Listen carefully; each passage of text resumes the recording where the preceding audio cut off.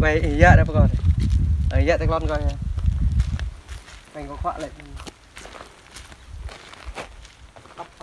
chỉ lật đến đây mình sợ này thôi chợ thì nào lật đấy chào các bạn nhé, như đây là hiện tại đang ở huyện Chư Prong này, ở khu đây là cân Siamese, cái đoạn đường này này chạy qua mới làm đường á, làm đường 2020, hoàn thành nhiệm vụ là 2022 xong rồi, đấy, đây ra đây,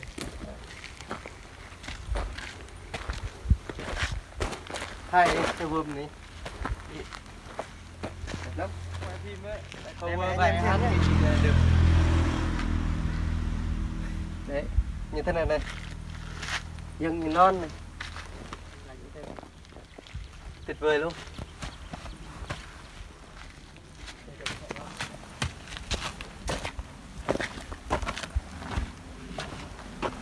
Trời ơi.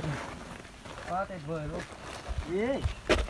Đây to này ông to của anh như lẹp lê ý rồi như lúc rồi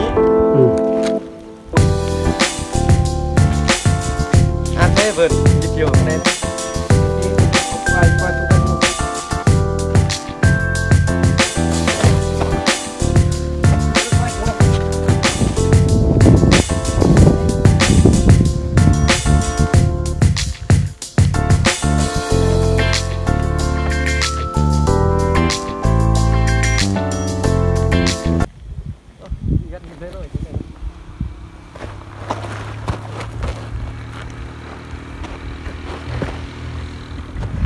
quay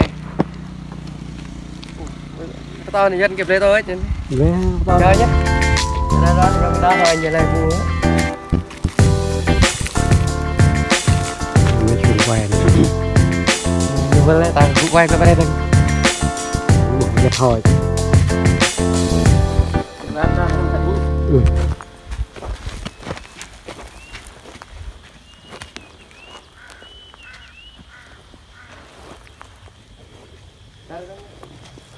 sao tại hiện vậy không?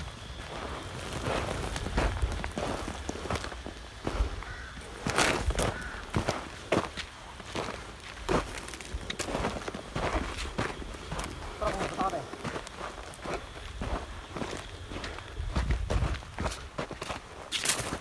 Đó, cái này có to chị. Anh quay lục qua to thôi. Anh sẽ coi ra đây để quay đây.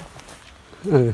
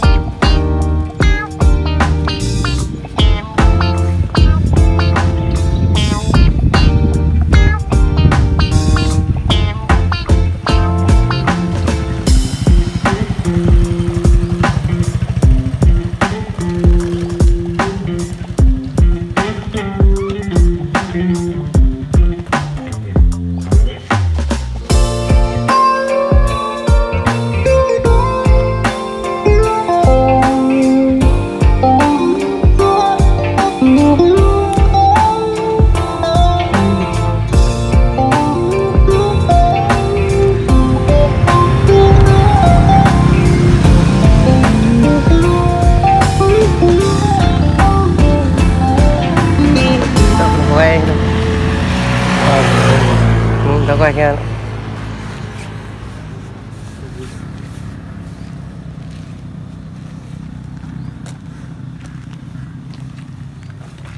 Chính xác rồi.